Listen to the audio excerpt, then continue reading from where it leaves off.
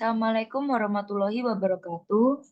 Yang terhormat kepada Bapak Joko Sigit dan teman-teman yang saya sayangi, perkenalkan nama saya Nuha Akila Munawaroh, selaku moderator dan pemateri pada presentasi kali ini. Dengan materi aset tetap. Pertama-tama, marilah kita mengucapkan Bismillahirrahmanirrahim. Selanjutnya ada penyampaian materi dari kelompok 2 yang beranggotakan Dina Wulan Ramadhani, Fatin Furoida Effendi, Nuha Akila Munawaroh, dan Salsabila Nindya Kusuma Dewi. Tidak usah banyak kata, kelompok penyaji saya persilahkan.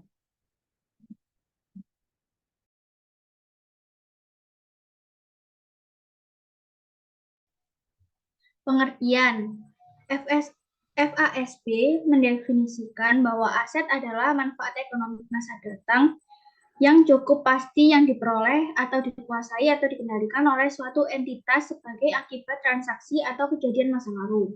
Dengan makna yang sama, IASC atau IAI mendefinisikan aset sebagai sumber daya yang dikuasai oleh perusahaan sebagai akibat peristiwa masa lalu dan yang merupakan sumber manfaat ekonomi di masa yang diharapkan akan diperoleh perusahaan. Dalam statement dari AASB mendefinisikan bahwa aset adalah potensi layanan atau manfaat ekonomi masa depan yang dikendalikan oleh pelaporan. Definisi yang menggabungkan makna, pengukuran, dan pengakuan disampaikan oleh APB dalam APB nomor 4, yaitu aset sumber daya ekonomi perusahaan yang diakui dan diukur sesuai dengan prinsip akuntansi yang diterima secara umum. Aset juga mencangkup biaya tangguhan tertentu yang bukan sumber daya tetapi yang diakui dan diukur sebagai dengan prinsip akuntansi yang diterima secara umum. Manfaat ekonomi. Untuk dapat disebut sebagai aset, suatu objek harus mengandung manfaat ekonomi di masa datang yang cukup pasti. Ini mengisyaratkan bahwa manfaat tersebut sejalan dengan APB FASB yang menyatakan bahwa aset adalah sumber ekonomi karena potensi jasa atau utilitas yang melekat di dalamnya, yaitu sumber daya atau kapasitas langka yang dapat dimanfaatkan kesatuan usaha dalam upaya untuk mendatangkan pendapatan melalui kegiatan ekonomi, yaitu konsumsi, produksi, dan pertukaran. Di antara lain manfaatnya yaitu yang pertama ada mengandung potensi jasa atau utilitas, yang kedua ada daya tukar atau daya beli, yang ketiga dapat ditukar dengan kas, barang, atau jasa, yang keempat dapat digunakan untuk memproduksi barang, yang kelima dapat digunakan untuk melunasi kewajiban. Dikuasai oleh entitas. Yang pertama, substansi atau tujuan dari kepemilikan adalah penguasaan yang berarti kemampuan entitas untuk mendapatkan, menahan, menukar, menggunakan manfaat ekonomi dan mencegah akses pihak lain terhadap manfaat tersebut. Yang kedua, untuk disebut sebagai aset, maka suatu objek harus dimiliki oleh entitas tetapi cukup dikuasai oleh entitas. Ketiga, kepemilikannya harus konsep yuridis atau legal, artinya untuk memiliki suatu objek diperlukan mentransfer hak milik. Keempat, akuntansi menganut konsep dasar substansi di atas bentuk.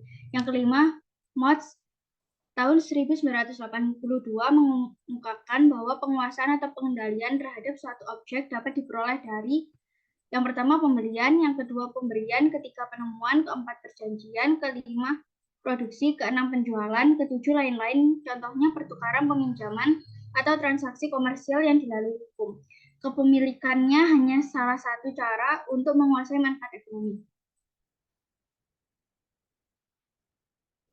Akibat transaksi atau kejadian masa lalu. Aset harus timbul akibat transaksi atau kejadian masa lalu merupakan kriteria untuk memenuhi definisi, tetapi bukan kriteria untuk pengakuan.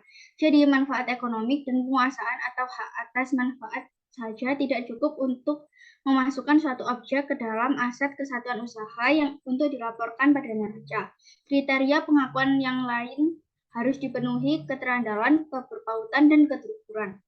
Sebagai contoh, kontrak yang belum dilaksanakan disebut kontrak eksekutori, artinya belum berlaku atau baru berlaku pada saatnya.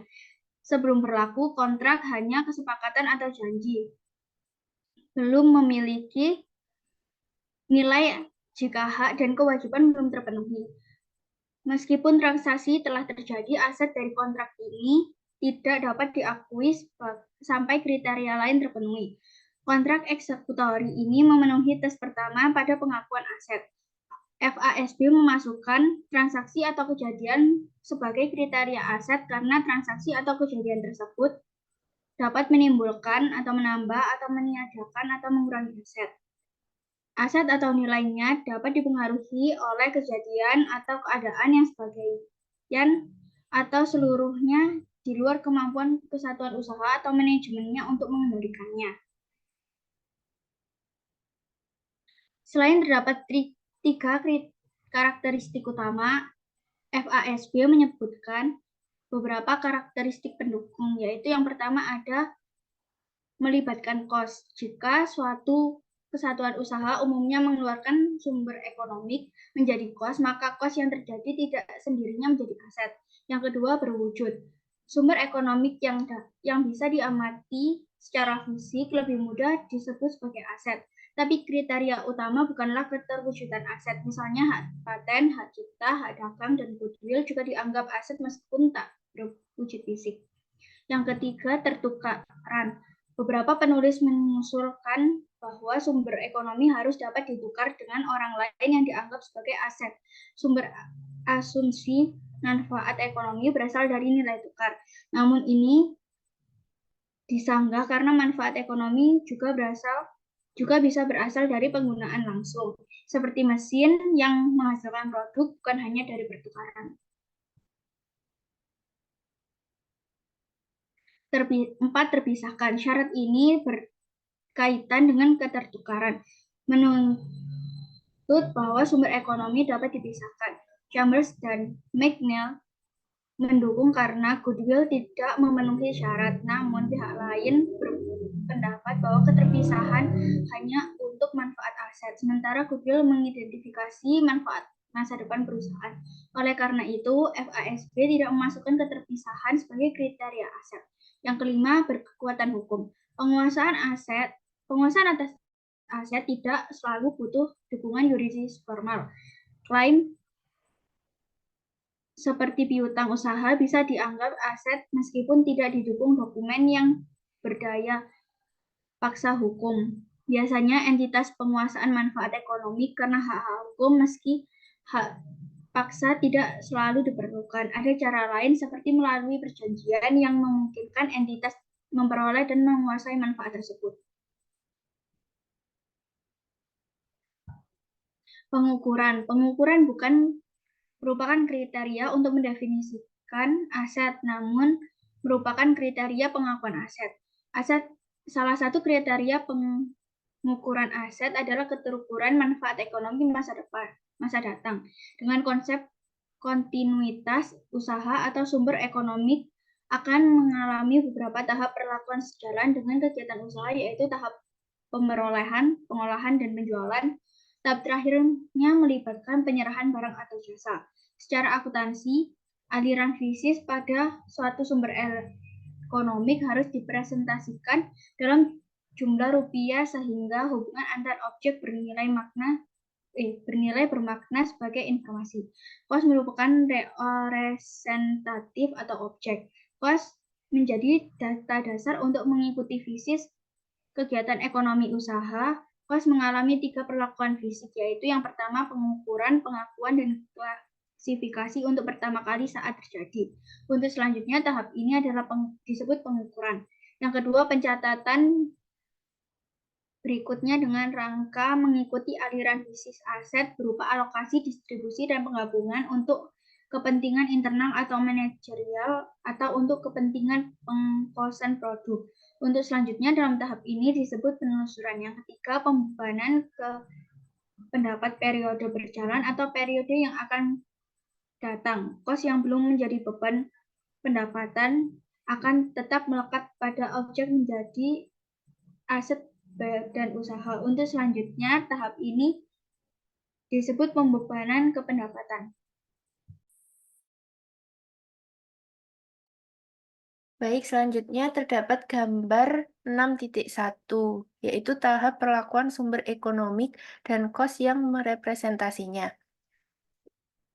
Gambar 6.1 tersebut menggambarkan perlakuan objek dan kos sebagai pengukur. Gambar tersebut menunjukkan bahwa suatu sumber ekonomik harus diperlukan dahulu sebagai aset dan baru kemudian diperlakukan sebagai biaya pada saat aset tersebut dianggap telah keluar dari kesatuan usaha dan mendatangkan pendapatan. Walaupun demikian, secara teknis, pembukuan atau karena alasan kepraktisan, dapat saja suatu sumber ekonomik langsung dicatat sebagai upaya atau biaya, sehingga kosnya langsung didebit ke akun biaya tanpa melalui akun aset. Bila suatu pengeluaran sumber ekonomik yang mengukur kos suatu objek dicatat sebagai aset, dikategorikan menjadi pengeluaran untuk kapital atau capital expenditure. Sedangkan kalau dicatat sebagai biaya, dikategorikan sebagai pengeluaran untuk pendapatan atau revenue expenditure. Berikutnya adalah kos sebagai pengukur dan bahan olah akuntansi. Pengukuran dan pengakuan kos dalam akuntansi didasarkan pada konsep penghargaan sepakatan, di mana nilai aset pada saat pemerolehan dianggap sebagai jumlah rupiah yang disepakati dalam pertukaran antara pihak independen yang sama-sama berkehendak. Kos ini menjadi dasar pengukuran dan bahan olah akuntansi, mencerminkan harga agregat dalam transaksi tersebut. Penghargaan sepakatan dianggap dapat mendekati nilai sebenarnya atau wajar suatu objek pada saat transaksi. Karena meskipun nilai sebenarnya tidak dapat diamati, nilai ini dapat diaproksimasi melalui penghargaan sepakatan. Variasi kos antar transaksi yang sama bisa terjadi, tetapi kos yang didasarkan pada penghargaan sepakatan dianggap lebih andal karena penyebarannya lebih terpusat daripada kos yang didasarkan pada penilaian subjektif. Berikutnya adalah harga kesepakatan sebagai bukti.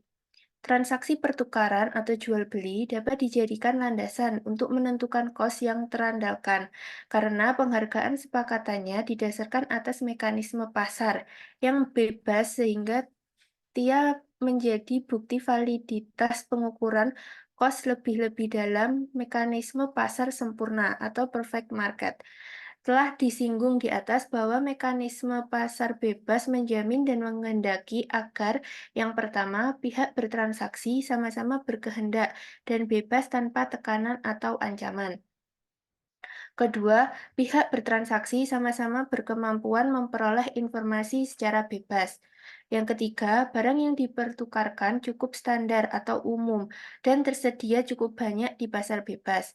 Dengan kata lain, cukup banyak penjual dan pembeli sehingga tak seorang pun cukup kuat untuk mempengaruhi harga. Berikutnya, pengukuran kos. Dalam praktiknya, pemerolehan aset merupakan proses yang tidak terjadi begitu saja, selesai dalam satu kegiatan, tetapi terjadi atas serangkaian kegiatan. Tiap kegiatan biasanya melibatkan pengorbanan sumber ekonomi. Oleh karena itu, besar kecilnya kos yang harus dicatat pertama kali sebagai pengukur suatu aset pada saat pemerolehan ditentukan oleh dua hal, yaitu yang pertama, batas kegiatan yang disebut pemerolehan, dan yang kedua adalah jenis penghargaan. Batas kegiatan.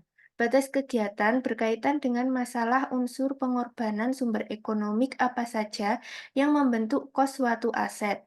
Secara teoritis dan sebagai ketentuan umum, batas akhir kegiatan untuk memasuki unsur kos sebagai bagian dari kos aset adalah saat dimulainya penggunaan aset.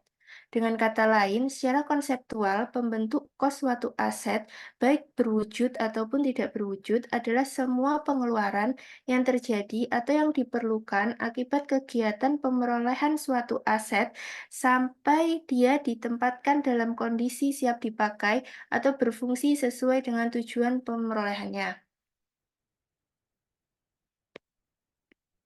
Jenis penghargaan. Dalam transaksi pertukaran, penghargaan sepakatan bisa berupa uang tunai, barang, saham, atau obligasi. Penghargaan harus dinyatakan dalam uang untuk dicatat dalam akuntansi.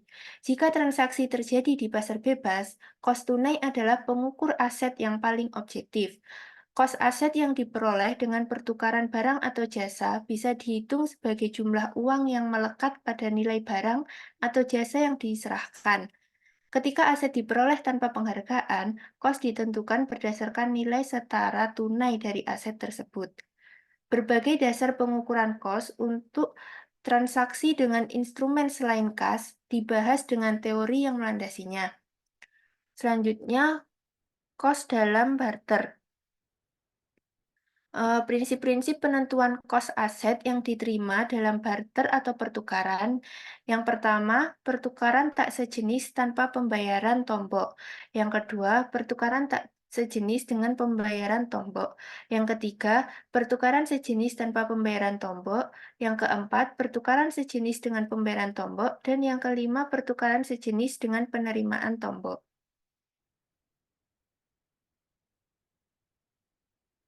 Selanjutnya adalah kos dalam reorganisasi.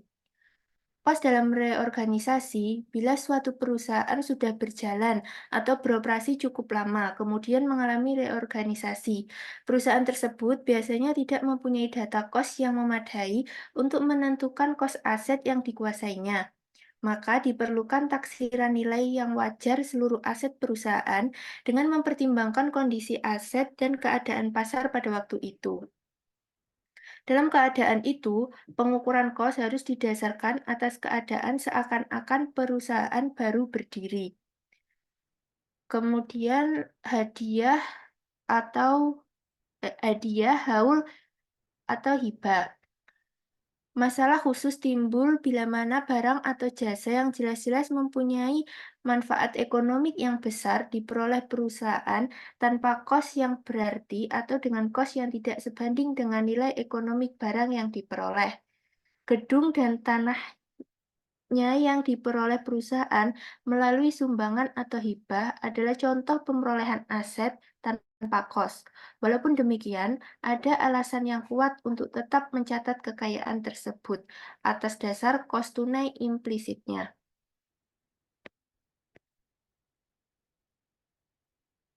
Selanjutnya ada temuan.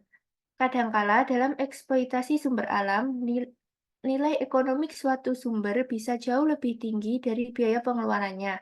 Dalam kasus ini, diperlukan pengukuran baru berdasarkan jumlah tunai implisit yang pasti diperlukan untuk memperoleh sumber tersebut jika sudah siap dipasarkan.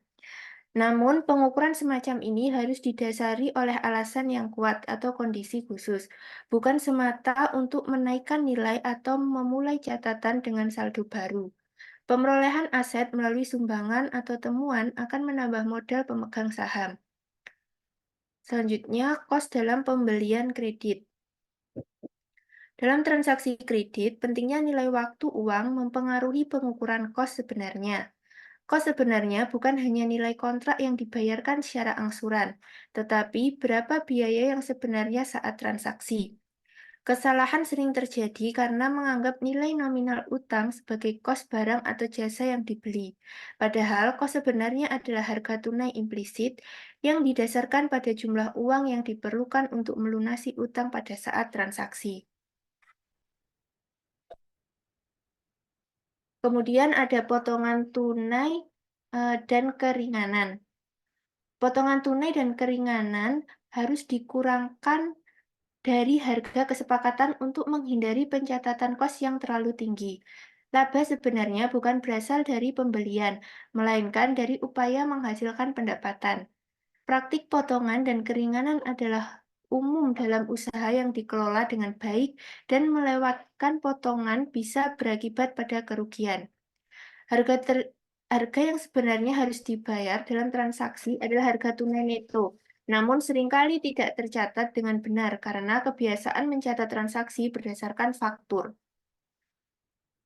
Kemudian rugi dalam pemerolehan aset. Sebelum pendapatan terjadi, biaya dan kos masih dianggap sebagai aset perusahaan.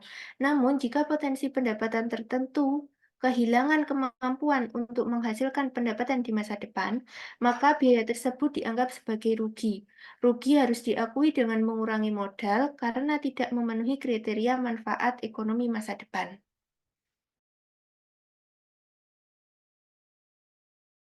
Selanjutnya, ada penilaian. Pengukuran adalah penentuan angka satuan pengukur terhadap suatu objek untuk menunjukkan makna tertentu objek tersebut. Objek dapat berupa barang, jasa, binatang, tubuh manusia, dan benda atau konstruk lainnya. Makna dapat berupa nilai, luas, berat, volume, tinggi, umur, indeks, prestasi, dan sebagainya. Kalau unit moneter dijadikan satuan pengukur untuk menunjukkan makna ekonomik suatu objek, maka pengukuran disebut dengan penilaian. Istilah pengukuran dan penilaian sering tidak dibedakan karena adanya asumsi bahwa akuntansi menggunakan unit moneter untuk mengukur makna ekonomik suatu objek, pos, atau elemen. Pengukuran biasanya digunakan dalam akuntansi untuk menunjuk proses penentuan jumlah rupiah yang harus dicatat untuk objek pada saat pemerolehan. Penilaian biasanya digunakan untuk menunjuk proses penentuan jumlah rupiah yang harus dilekatkan pada tiap elemen atau pos statement keuangan pada saat penyajian. Tujuan penilaian aset. Tujuan pelaporan keuangan adalah menyediakan informasi yang dapat membantu investor dan kreditor dalam menilai jumlah, saat, dan ketidakpastian aliran kas bersih ke badan usaha. Oleh karena itu, dasar penilaian aset akan relevan kalau penilaian tersebut dikaitkan dengan aliran kas ke badan usaha. Selanjutnya ada konsep dan basis penilaian.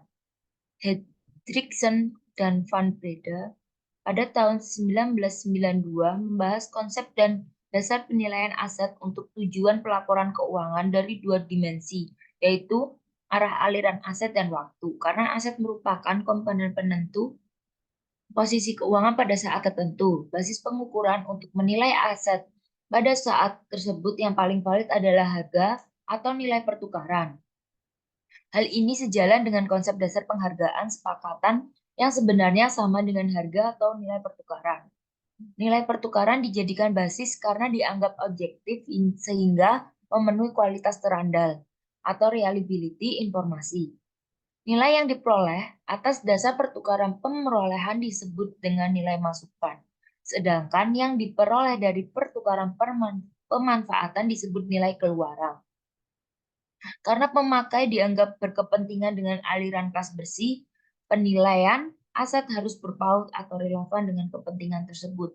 Bila aliran kas menjadi basis pengukuran, aliran kas tersebut harus cukup pasti atau jelas melekat pada pos aset yang diukur.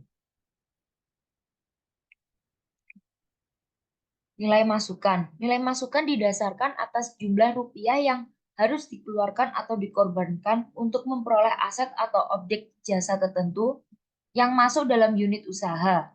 Kalau tujuan menyajikan makna aset ini adalah untuk menunjukkan aliran kas yang akan keluar dari unit usaha, seandainya unit usaha harus memperoleh objek jasa yang sama, maka nilai masukan merupakan alternatif nilai keluaran untuk objek jasa bila memang tidak ada pasar objek tersebut, sehingga nilai keluaran tidak dapat diukur dengan cukup dan andal. Terdapat beberapa penilaian yang masuk dalam kategori ini, yaitu yang pertama ada cost historis.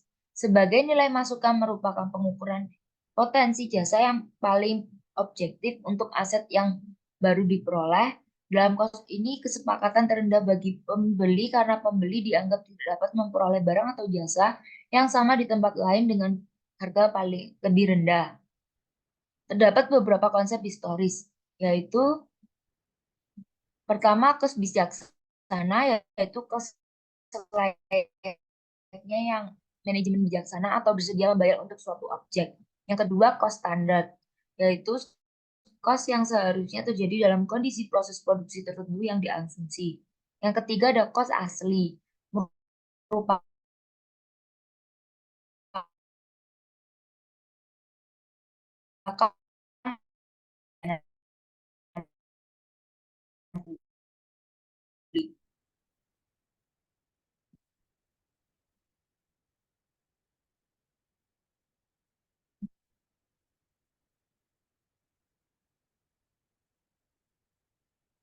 Yang kedua ada kos pengganti. Kos pengganti atau kos masukan sekarang atau kos sekarang menunjukkan jumlah rupiah, harga pertukaran atau kesepakatan yang diperlukan sekarang oleh unit usaha untuk memperoleh aset yang sama, jenis dan kondisinya atau penggantinya yang setara atau ekuivalennya. Harga pertukaran harus ditentukan dari pasar barang yang sekarang digunakan kesatuan usaha atau input market, sehingga harga pertukaran akan menggambarkan dengan tepat nilai aset bersangkutan. Terdapat beberapa alternatif penilaian lain yang termasuk dalam nilai pengganti, yaitu yang pertama ada nilai penaksiran, adalah nilai taksiran kos sekarang yang ditentukan dengan prosedur dan analisis sistematik oleh pihak independen yang kompeten. Yang kedua ada nilai wajar adalah nilai aset yang menghasilkan imbalan yang wajar kalau laba yang wajar telah ditetapkan. Yang ketiga ada nilai terrealisasi bersih dikurangi laba normal adalah nilai yang diharapkan mempresentasikan kos pengganti bila data untuk menentukan kos pengganti tidak tersedia. Yang ketiga ada kos harapan. Kos harapan suatu aset adalah nilai pengorbanan ekonomi di masa datang seandainya potensi jasa aset tersebut diperoleh secara bagian demi bagian dan bukan sekaligus.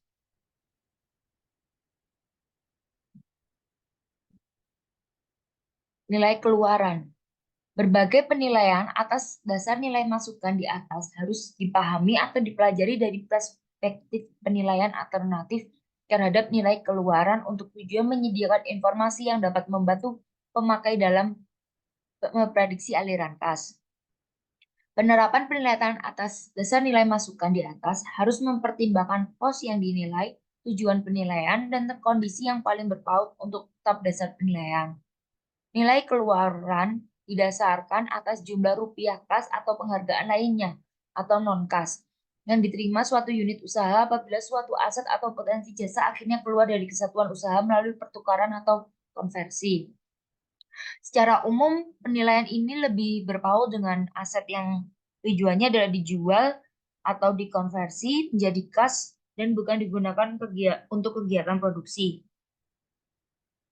Yang pertama ada harga jual masa lalu. Harga jual masa lalu merupakan salah satu bentuk khusus penilaian yang disebut nilai terrealisasi neto. Nilai terrealisasi neto dapat ditetapkan tidak hanya untuk piutang tetapi juga untuk sediaan barang. Yang kedua ada harga jual sekarang. Nilai jual sekarang sebenarnya didasari oleh konsep setara tunai sekarang. Nilai in menunjukkan jumlah rupiah kas atau daya beli yang dapat direalisasi dengan cara menjumlah setiap jenis aset di pasar bebas dalam kondisi perusahaan melikuidasi atau menjual asetnya secara normal. Nilai ini biasanya diukur berdasarkan harga pasar kutipan barang bekas sejenis dengan kondisi yang sama.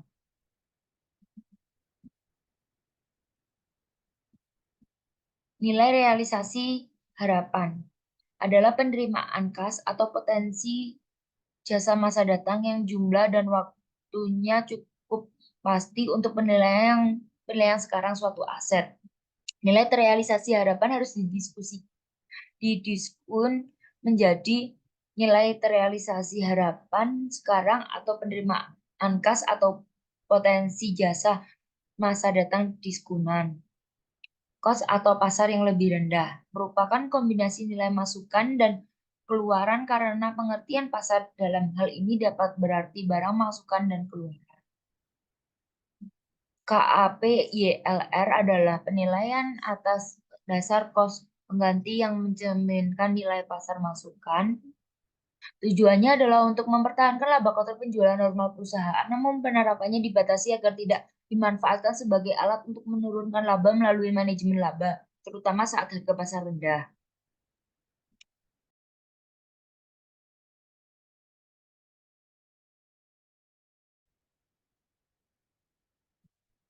Selanjutnya, penilaian menurut FASB. FASB mengidentifikasi 5 makna atau atribut yang dapat direpresentasi dalam berbagai atribut penilaian, yaitu yang pertama, historic cost, tanah, gedung, pabrik, dan lain-lain. Kedua, current cost, nilai sekarang atau penggantinya, yaitu jumlah rupiah kas atau setaranya yang dapat diperoleh kesatuan usaha dengan menjual aset dalam kondisi perusahaan yang normal. Ketiga, current market value, beberapa jenis surat berharga. Keempat, net realizable value, piutang jangka pendek. Kelima, present value of future cash flow, piutang dan investasi jangka panjang. Pengakuan. Suatu jumlah rupiah atau kos diakui sebagai aset apabila jumlah rupiah tersebut timbul akibat transaksi, kejadian, atau keadaan yang mempengaruhi aset. Dengan mengutip Sterling Belkawi 1993 halaman 194 sampai 195 menunjukkan kondisi perlu atau necessary dan kondisi cukup atau sufficient yang merupakan penguji atau tes yang cukup rinci untuk mengakui aset, yaitu yang pertama, deteksi adanya aset, detection of existence test. Untuk mengakui aset harus ada transaksi yang menandai timbulnya aset. Kedua, sumber ekonomik dan kewajiban, economic resource and obligation test. Untuk mengakui aset, suatu objek harus merupakan sumber ekonomik yang langka, dibutuhkan, dan berharga. Yang ketiga, berkaitan dengan entitas, entity association test. Untuk mengakui aset, kesatuan usaha harus mengendalikan atau menguasai objek aset. Keempat, mengandung nilai non-zero magnitude test. Untuk mengakui aset, suatu objek harus mempunyai manfaat yang terukur secara moneter. Yang kelima, berkaitan dengan waktu pelaporan, temporal association test. Untuk mengakui aset, semua penguji di atas harus dipenuhi pada tanggal pelaporan, tanggal neraca. Yang keenam, verification test. Untuk mengakui aset harus ada bukti pendukung untuk meyakinkan bahwa kelima penguji di atas dipenuhi. Selanjutnya, beban tangguhan diperlukan sebagai aset meragukan karena manfaat ekonomi masa depan tidak cukup pasti. Sementara kalau diperlakukan sebagai biaya atau dibebankan ke pendapatan tahun terjadinya juga tidak pas karena asosiasi dengan pendapatan sulit untuk ditentukan. Diperlakukan sebagai rugi juga tidak tepat karena kos mempresentasi upaya yang sah dan wajar. Kesulitan semacam ini menimbulkan praktik bahwa kos-kos semacam itu, kos organisasi, riset, dan pengembangan, dan semacamnya ditampung dalam satu pos yang disebut beban tangguhan atau deferred charge. Yang selanjutnya, sewa guna. Sewa guna diperlakukan sebagai sewa menyewa biasa, sehingga jumlah rupiah sewa yang dibayarkan diperlakukan sebagai biaya sewa. Praktik semacam ini disebut dengan pendanaan lepas neraca atau off-balance sheet financing. Dipandang tidak sehat dari segi pelaporan keuangan karena terdapat utang yang cukup besar yang tidak dilaporkan dalam neraca. Selanjutnya ada kos bunga. Perlakuan kos bunga sebagai unsur kos fasilitas fisik gedung atau pabrik yang dibangun sendiri. Bila kesatuan usaha membangun sendiri fasilitas fisik dengan dana pinjaman dan pembangunannya memakan waktu yang cukup lama. Masalahnya adalah apakah kos bunga selama masa pembangunan atau konstruksi dapat dikapitalisme. FASB menyebutkan bahwa tujuan mengkapitalisasi kos bunga adalah untuk mendapatkan angka kos pemerolehan yang saling merefleksi investasi total kesatuan usaha dalam aset dan untuk membebankan suatu kos yang berkaitan dengan pemerolehan suatu sumber ekonomi yang akan memberi manfaat di masa datang untuk ditandingkan dengan pendapatan yang dihasilkan oleh manfaat tersebut. Selanjutnya, penyajian prinsip akuntansi berterima umum, terutama sadar akuntansi, menetapkan penyajian dan pengungkapan tiap-tiap kos aset. Secara umum, prinsip akuntansi berterima umum memberi pedoman penyajian dan pengungkapan aset sebagai berikut. Pertama, aset disajikan di sisi debit atau kiri dalam neraca berformat akun atau di bagian atas dalam neraca berformat laporan. Kedua, aset diklasifikasikan menjadi aset lancar dan tetap. Ketiga, aset diurutkan penyajiannya atas dasar likuiditas atau kelancarannya yang paling lancar dicantumkan pada urutan pertama. Keempat, kebijakan akuntansi yang berkaitan dengan kos-kos tertentu harus diungkapkan. Misalnya, metode depresiasi aset tetap dan dasar penilaian sediaan barang. Apakah kapitalisasi aset tidak berwujud memiliki relevansi bagi perusahaan? Jawabannya, relevansi nilai kapitalis aset tak berwujud bagi perusahaan. Kapitalis tak berwujud mempunyai relevansi nilai yang signifikan bagi perusahaan, terutama di era ekonomi modern. Aset tak berwujud merupakan faktor penting yang mendorong profitabilitas dan nilai perusahaan jangka panjang seperti hak paten, merek barang, dan goodwill. Alasan kapitalisasi aset tak berwujud memiliki relevansi nilai. Yang pertama, meningkatkan kemampuan menghasilkan penghasilan. Kedua, meningkatkan daya saing. Ketiga, meningkatkan nilai perusahaan. Keempat, meningkatkan fleksibilitas strategis. Kelima, meningkatkan motivasi karyawan. Kesimpulannya, aset adalah elemen penting dalam neraca yang mencerminkan posisi keuangan suatu entitas dan merepresentasikan potensi pelayanan fisik dan non-fisik yang dapat menghasilkan pendapatan melalui aktivitas ekonomi. Secara resmi, aset didefinisikan sebagai manfaat ekonomi masa depan yang dikendalikan oleh suatu entitas sebagai hasil dari transaksi atau kejadian masa lalu. Penguasaan aset dapat diperoleh melalui berbagai jenis transaksi ekonomi. Namun penting untuk diingat bahwa keberadaan aset harus didukung oleh kriteria pengakuan tambahan seperti keteranggalan, keterpautan, dan keterukuran. Beberapa karakteristik pendukung seperti pembelian dengan biaya, sifat berwujud, kemungkinan pertukaran, pemisahan, dan kekuatan legal dapat memperkuat status suatu objek sebagai aset, meskipun tidak semua karakteristik tersebut harus dipenuhi. Baik, sekian dari presentasi kelompok 2. Bila ada salah kata, mohon maaf. Wassalamualaikum warahmatullahi wabarakatuh.